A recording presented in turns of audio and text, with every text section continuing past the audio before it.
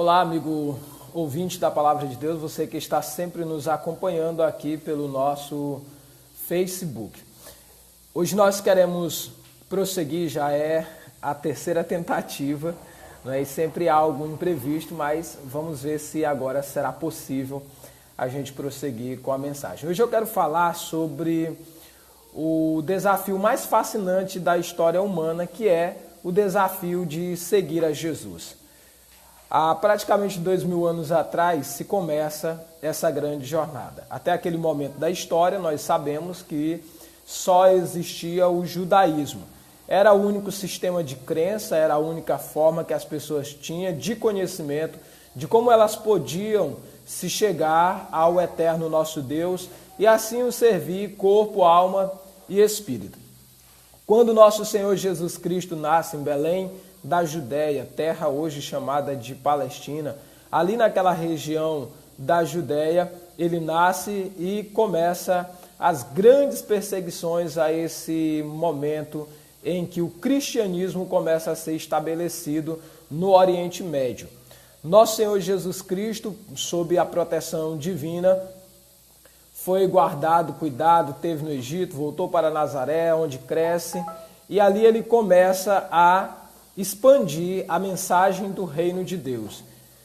E aos 30 anos, quando inicia-se o seu ministério, ele encontra logo 12 seguidores, desses 12 multiplica por 70, aos quais ele envia de 2 em 2 para proclamar o reino de Deus. E dali para frente há esse estouro, esse crescimento que é impossível de se parar em qualquer momento da história. No primeiro século não puderam parar e agora, 2000 anos depois, algo em torno de 20, 21 séculos depois, é que não tem condições mesmo de se parar, porque a coisa criou raiz e já vai frutificando sobre todo o mundo.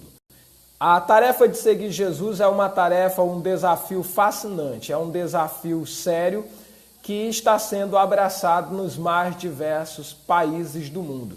E você é mais um cujo coração, ao ouvir a palavra da verdade, será inflamado também a seguir o Senhor e a viver com dignidade essa experiência da jornada da fé cristã.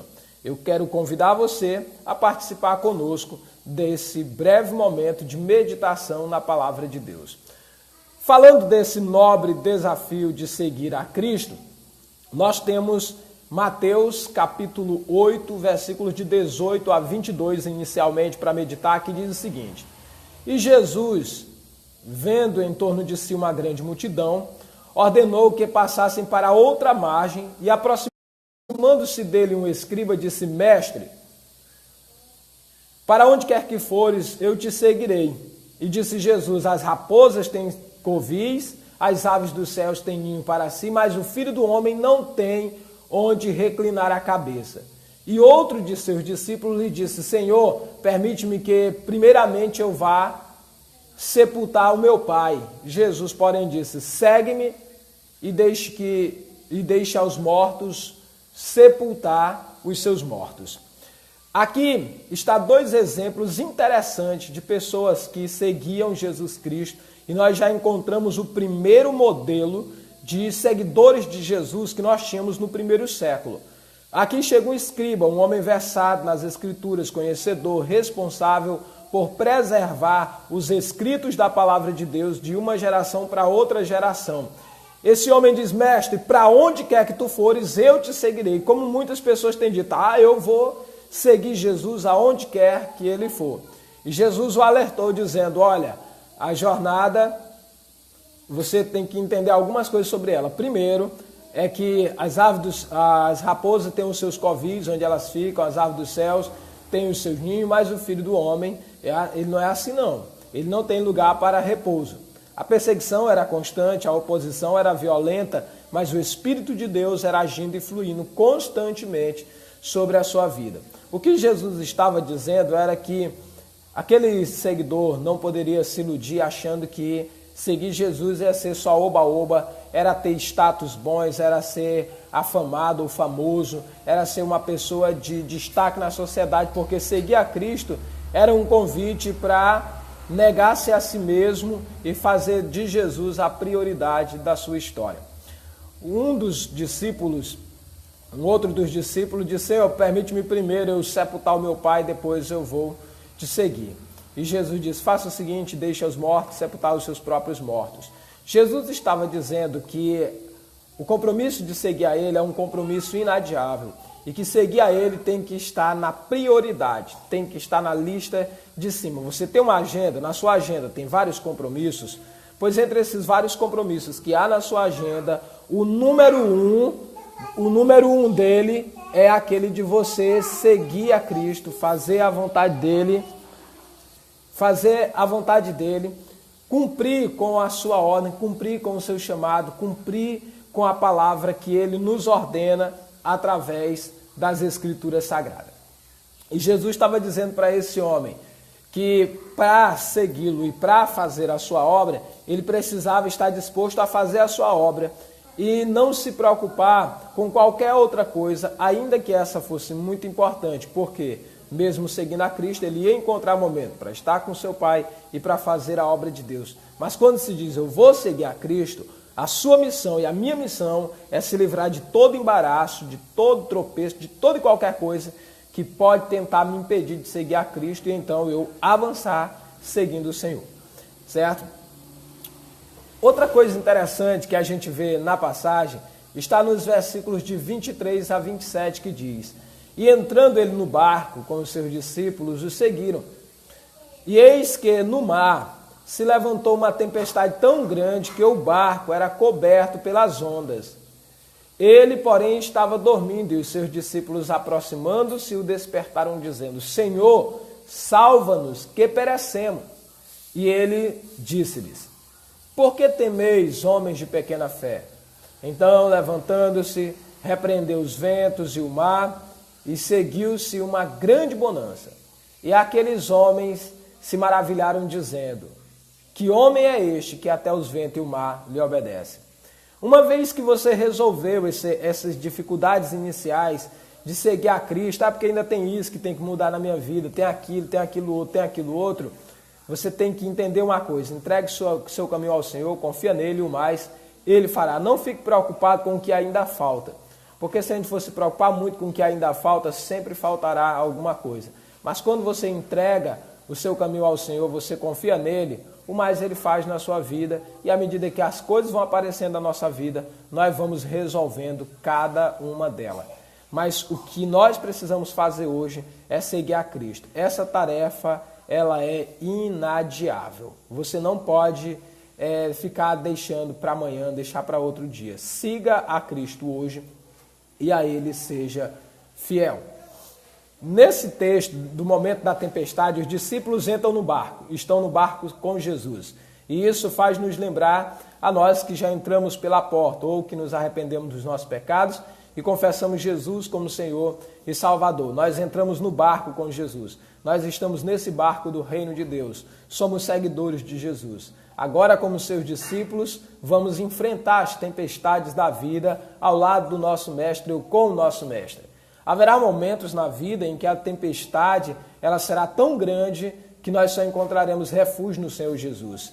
E quando a gente estiver passando pelo momento de prova, uma coisa que vai parecer é que o Senhor não se importa conosco, porque a tempestade está ali, ela está nos assolando, está batendo com força contra a nossa casa e o Senhor parece que está parado. Mas a grande verdade é que quando você olha para as Escrituras, o que você vai contemplar de fato ali é que Deus, Ele está conosco, nos assiste em nossas fraquezas, e quando a gente não tem mais condições de lutar, Ele guerreará por nós, Ele pelejará por nós. Foi assim, no mar se levantou uma grande tempestade, Jesus estava no barco, as ondas açoitavam o barco, os discípulos começaram a ficar apavorados, em desespero, clamam ao Senhor, com medo de perecer, com medo de morrer, e o Senhor vira para ele e diz: Não temas, homem de pequena fé. Sabe, meu amado irmão, talvez você esteja passando por uma dificuldade tremenda, talvez você esteja pensando em desistir da fé, talvez coisas terríveis estão te acontecendo, mas não tema. Saiba que embora a sua fé seja pequena, o teu Deus é maior do que o teu problema, o teu Deus é maior do que qualquer tempestade que possa se levantar na sua vida. Ele não é indiferente ao teu clamor, Ele está atento. Ele vai agir no momento dele. Tenha fé, tenha esperança, mas permaneça firme com o foco de servir ao Senhor, fazendo a sua vontade, ainda que isso lhe custe a sua própria vida. Você precisa seguir a Cristo. Você não pode se intimidar diante dos vendavais da vida. Você não pode, porque no momento certo, o Senhor vai se levantar. Ele vai mandar o vento aquietar. Ele vai parar o mar e virá a completa bonança. Porque Ele fará isso nas nossas vidas. E sabe o que vai acontecer? Quando nós andamos com Jesus, a cada tempestade que se levanta é uma oportunidade para nós ficarmos maravilhados e descobrir um pouco mais. Porque o nosso Senhor, Ele é inesgotável. Nós vamos estar andando com Ele e uma pergunta que é recorrente é essa: quem é este Senhor Jesus? Que o vento, o mar lhe obedece. Quem é esse que tem poder sobre aquilo que os seres humanos não têm poder? E nós vamos estar descobrindo coisas extraordinárias. Porque seguir Jesus é a tarefa mais fascinante que alguém pode empreender a sua vida. É a jornada mais significante. É a jornada que mais marca a vida do ser humano. Seguir a Jesus Cristo. Os discípulos nunca imaginaram que naqueles dias eles iriam ver o inusitado. Eles iriam contemplar aquilo que é impossível humanamente falando de se ver acontecer. Mas saiba que o nosso Senhor Jesus Cristo, Ele é o Deus dos impossíveis. O que não é possível aos homens é perfeitamente possível para Ele. Por isso, seguir a Jesus é o desafio mais fascinante da história humana. Por quê? Porque as descobertas são constantes. E ainda quando adentrarmos os portões da eternidade, ainda haverá muito e muito, muito mais para se conhecer acerca do nosso Senhor. Uma outra tarefa, os discípulos ali estão. Entraram no barco, situação terrível. Agora eles chegam na outra margem, verso 28 de Mateus capítulo 8. E tendo chegado na outra margem, a província dos Gadarenos, saiu-lhe ao encontro 2 endemoniados. Eles vinham do sepulcro, tão ferozes eram, que ninguém podia passar por aquele caminho. E eis que clamavam dizendo: que temos nós contigo, Jesus, Filho de Deus? Viestes aqui atormentar-nos antes do tempo?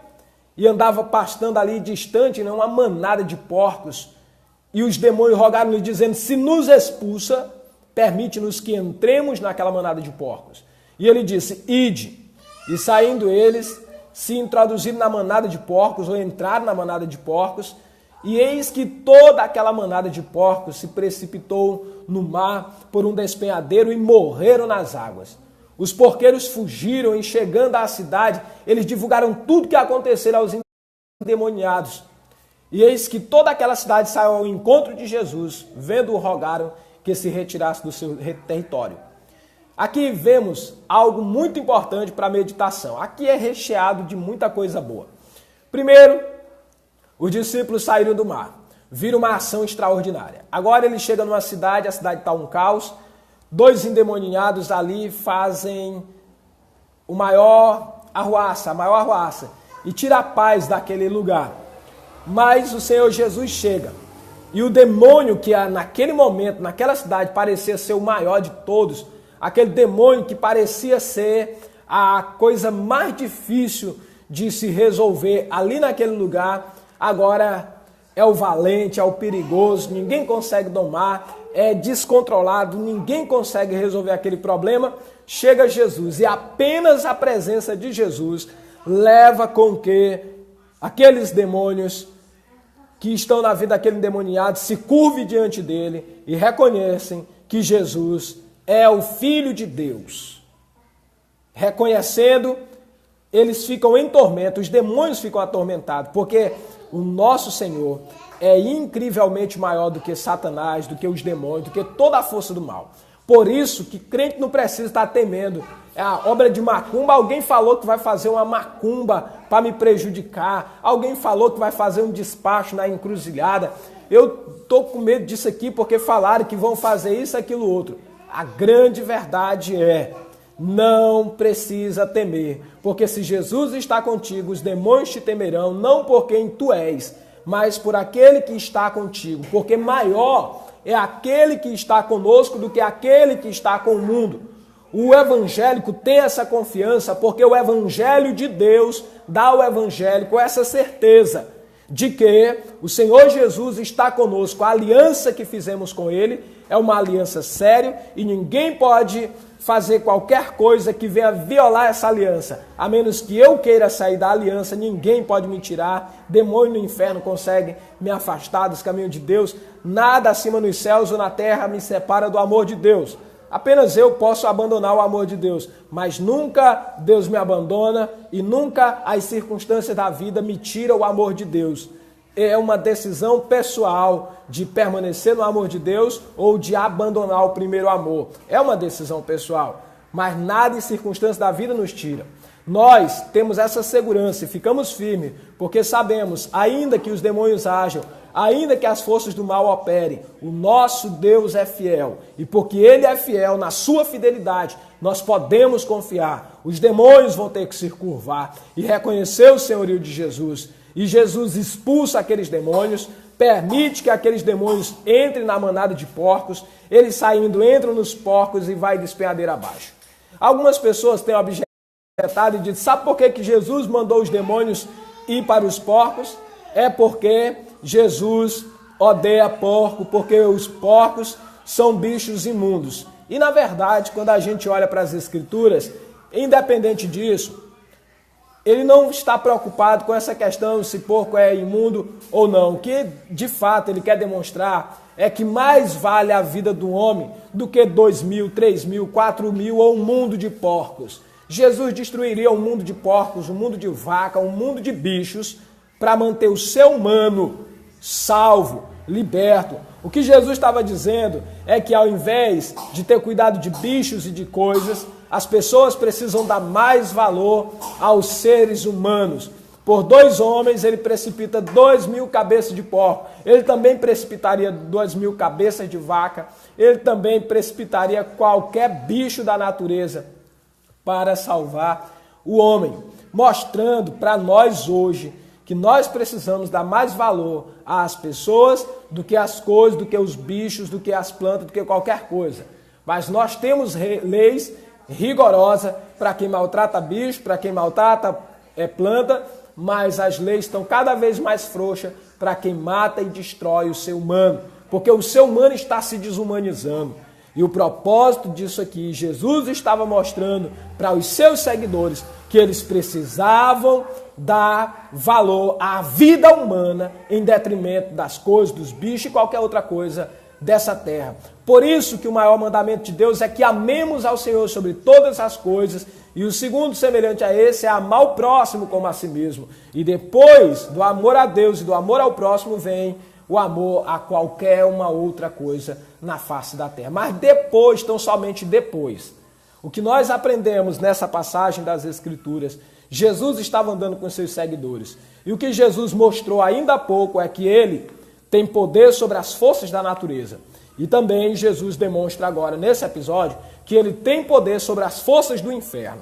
E que força do inferno nenhuma tem coragem de ao menos duelar contra Deus.